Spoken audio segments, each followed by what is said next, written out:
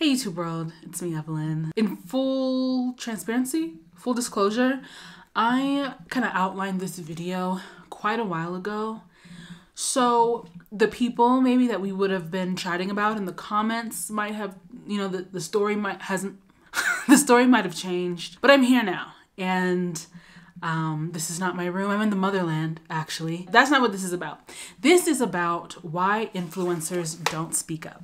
So I guess I'll go into my video the way I wrote it, starting now. As awareness has spread about the US-backed genocide of the Palestinian people by the Israeli government, more and more people have expressed their disappointment in various influencers, content creators, internet personalities for being silent by A, continuing to post their regular content as normal, or B, completely ghosting. Like not posting anything, which is not like them. They are very active, maybe on the internet, and they've all of a sudden disappeared, right?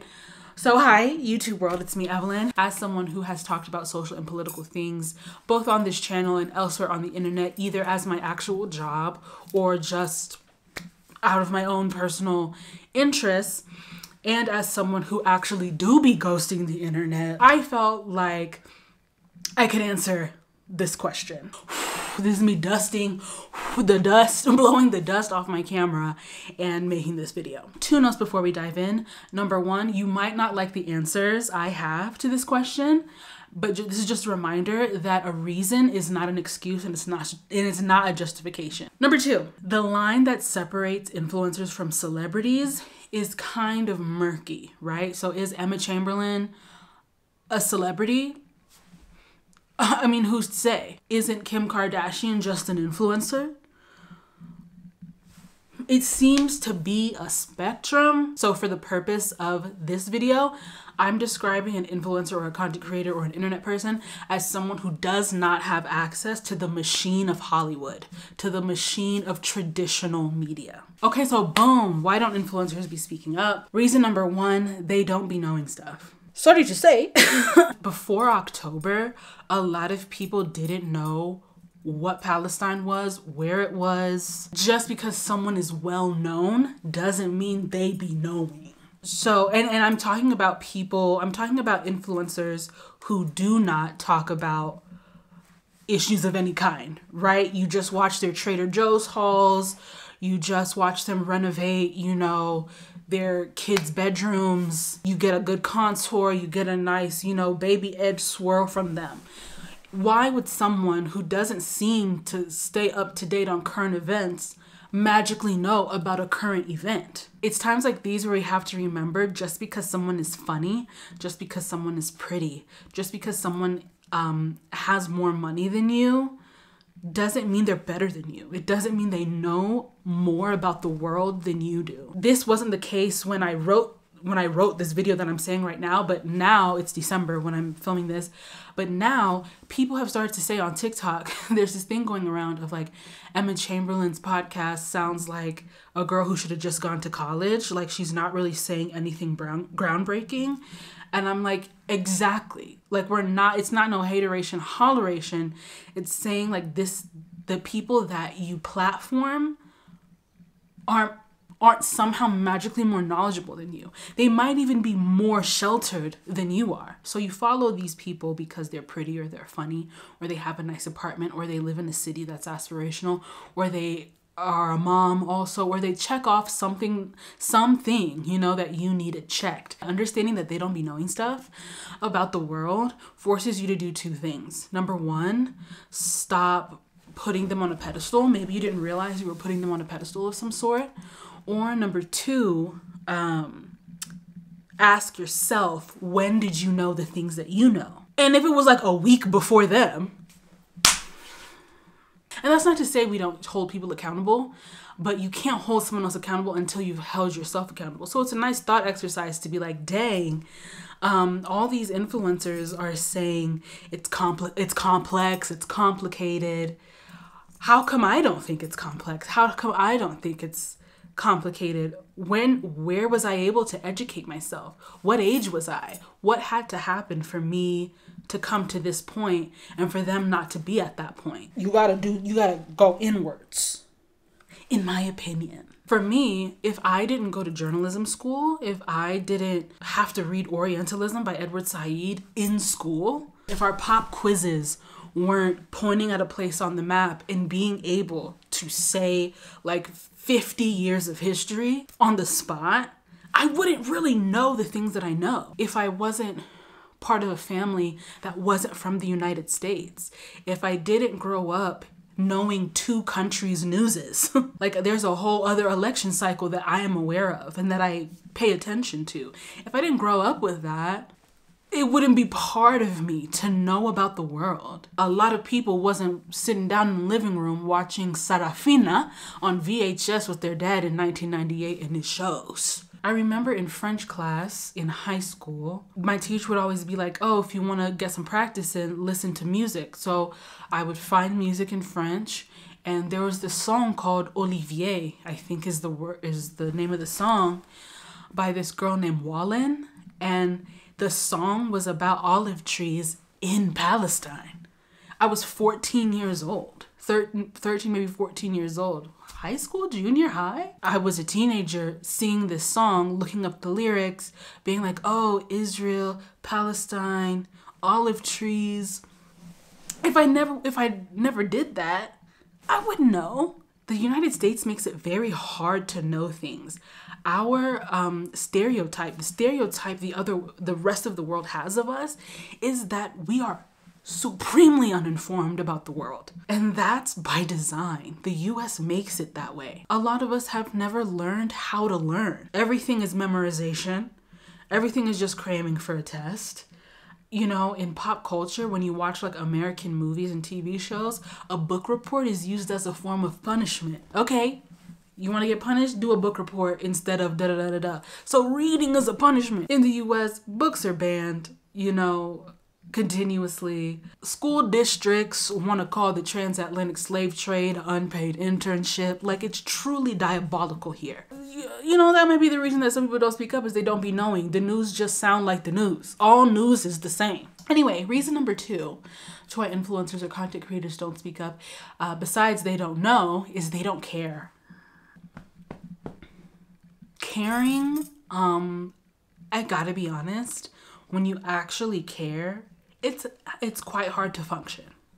I bet you all the Google AdSense in the world, all the TikTok creator beta fund that, you know, these influencers that haven't been speaking out, that don't be knowing stuff, they're kind of confused, right? They're like, why do y'all care now? Why are we, not even y'all, like, why do we care now? Like, why now? Why October and not last year, the year before?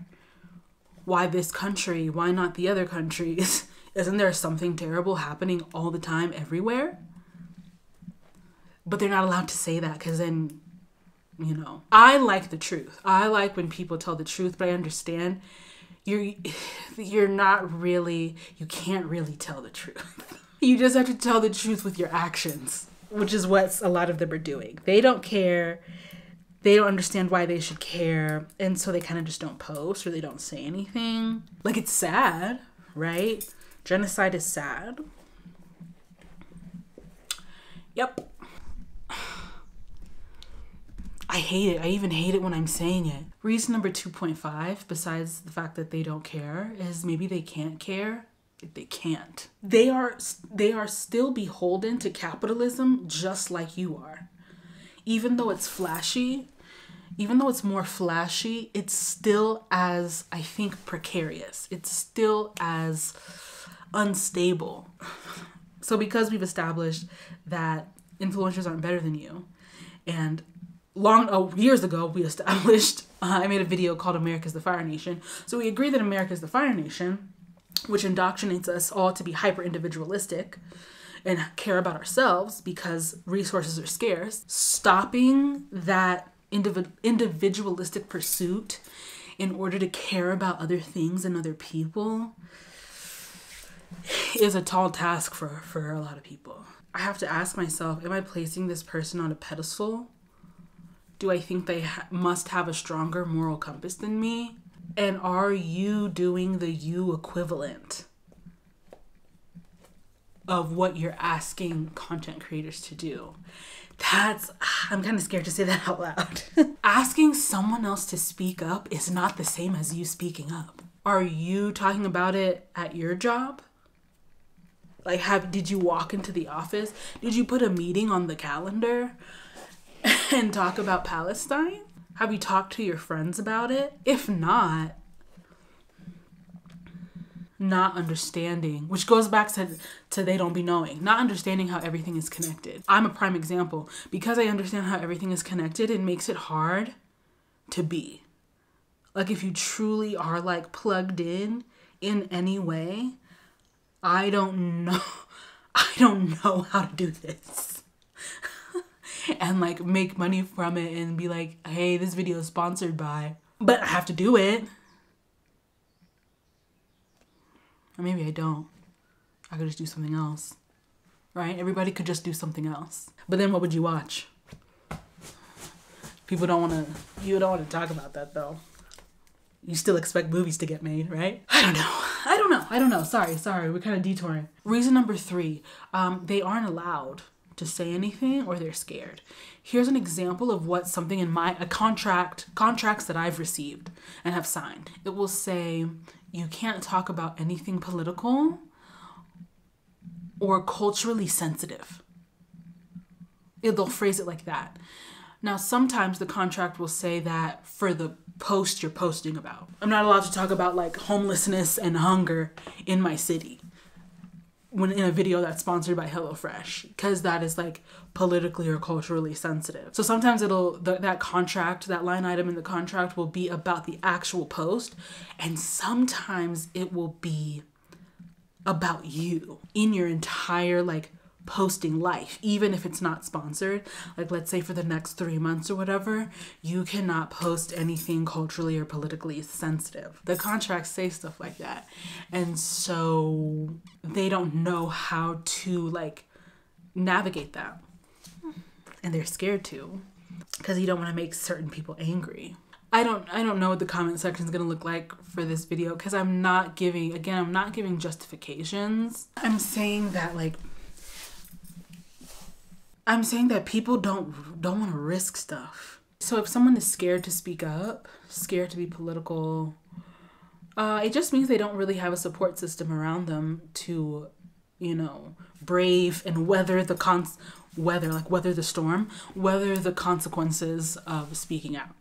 I mean, I have no idea if me making this video prevents me from doing XYZ. Who's to say?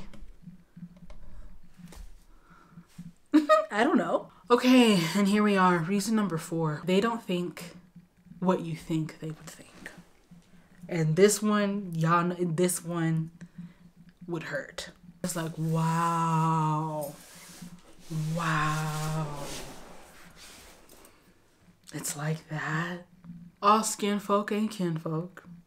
Everybody who check off the same box as you on a form don't think the same way as you. White supremacy, Islamophobia are deeply woven into our society. And so maybe they don't think what you think they would think. You think it's a no-brainer to say free Palestine.